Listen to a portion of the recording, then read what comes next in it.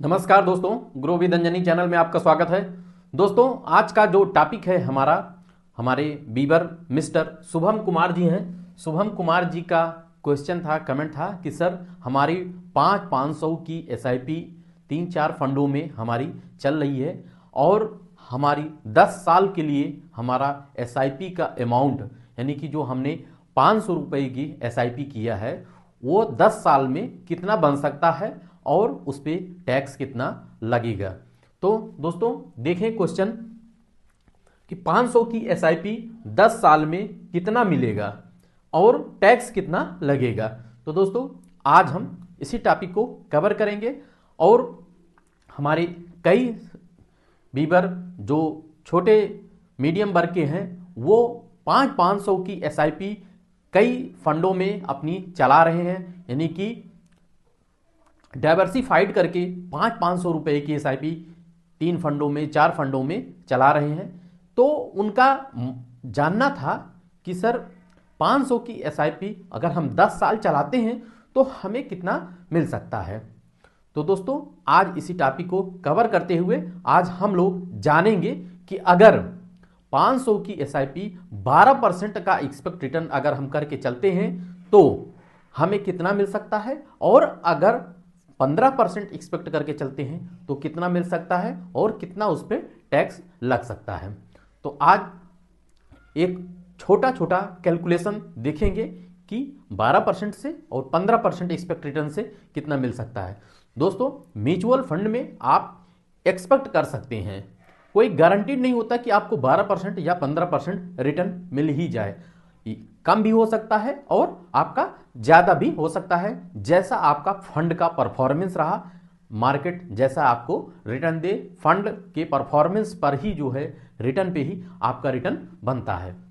और इसके सापेक्ष अगर बैंक या पोस्ट ऑफिस में आप जाते हैं तो वहां पे आपको गारंटीड रिटर्न मिलता है। गारंटीड मतलब कि जैसे कि जो वहां की आरडी होती है, यानी कि आरडी और एसआईपी सेम तरीका होता है, थोड़ा सा अंतर होता है। और अगर वहां आपको गारंटीड मिलता है कि हाँ आपको इतना मिलेगा, लेकिन यहां दोस्तों आपका कुछ भी गारंटीड नहीं होता है।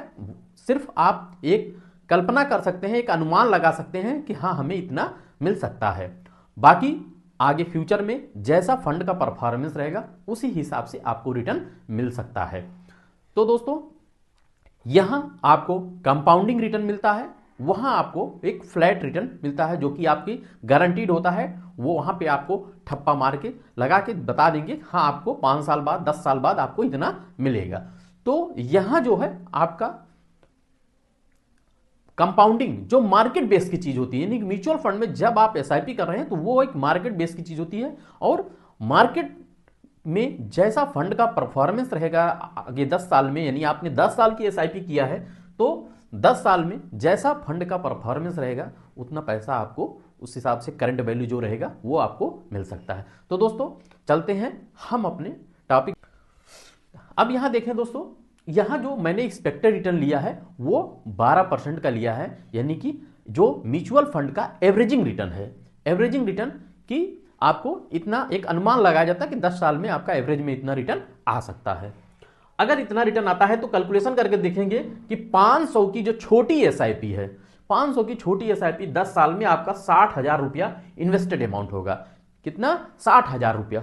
10 साल में आपने 60,000 रुपया इन्वेस्ट किया और जो इसका मेच्योरिटी वैल्यू बन सकता है वो 1,12,136 रुपया आपका एक्सपेक्ट रिटर्न 12% के हिसाब से आपको मिल सकता है। अब इसमें देखेंगे कि आपको कितना लाभ हुआ। तो यहां जो 60,000 है ये आपका कैपिटल हुआ, यानी कि मूलधन हुआ। इसको घटा देंगे, जो आपका मेच्योरिटी वैल्यू या करंट वैल्यू जो आया रहेगा वहां से घट जाएगा। तो घटाने के बाद कितना आया? 52,136 रुपया। यानी कि ये जो 52,136 रुपया है ये आपका लाभ हुआ, यानी कि गेन ये हुआ। और जब इतना आपका प्रॉफिट हुआ, गेन हुआ आपके फंड में, तो इसी पे आपका कैपिटल गेन टैक्स जो भारत सरकार के नियमानुसार है वो आपका इसी पे लगेगा। अब दोस्तों यहां आपने एसआईपी किया था, इसलिए यहां पे जो टैक्स लगेगा वो एलटीसीजी और एसटीसी यानी short term capital gain tax और लॉन्ग टर्म दोनों लगेगा। दोनों को टैक्स मिला करके जो टैक्स अप्लीकेबल बन रहा है वो आपका 6,548 रुपया बन रहा है। अब दोस्तों यहां एक चीज और जानने की है कि जैसे आपका जो गेन हुआ है वो 52,136 रुपया हुआ है। जैसा कि आप जानते हैं कि भारत सरकार के नियमानुसार 1,25,000 रुपए तक के गेन में कोई टैक्स नहीं लगेगा, तो यहां आपका टैक्स निल हो सकता है। तो इस तरीके से ये एक्सपेक्टेड रिटर्न 12% के हिसाब से आपका कैलकुलेशन रहा। अब देखते हैं 15% के हिसाब से कितना कैलकुलेशन मिल सकता है। अब यहां देखें दोस्तों, हम अपने चार्ट पे हैं, कैलकुलेशन पे, यहां देखें एक्सपेक्ट रिटर्न 15%। अब अगर 15% के हिसाब से देखें तो आपका जो इन्वेस्टेड अमाउंट है वो 60,000 ही रहेगा, यानी कि 500 रुपए की एसआईपी 10 साल आपने चलाया तो आपका 10 साल में कैपिटल हुआ मूलधन 60,000 रुपया। अब 60,000 रुपया जो 15% अगर एक्सपेक्ट आता है, यानी कि फंड का परफॉर्मेंस, जिस फंड में आपने एसआईपी चलाया है, अगर उस फंड का रिटर्न 15% आ गया पूरे 10 साल में, तब आपका 1,31,720 रुपया या 60,000 की वैल्यू बन सकती है, करंट वैल्यू।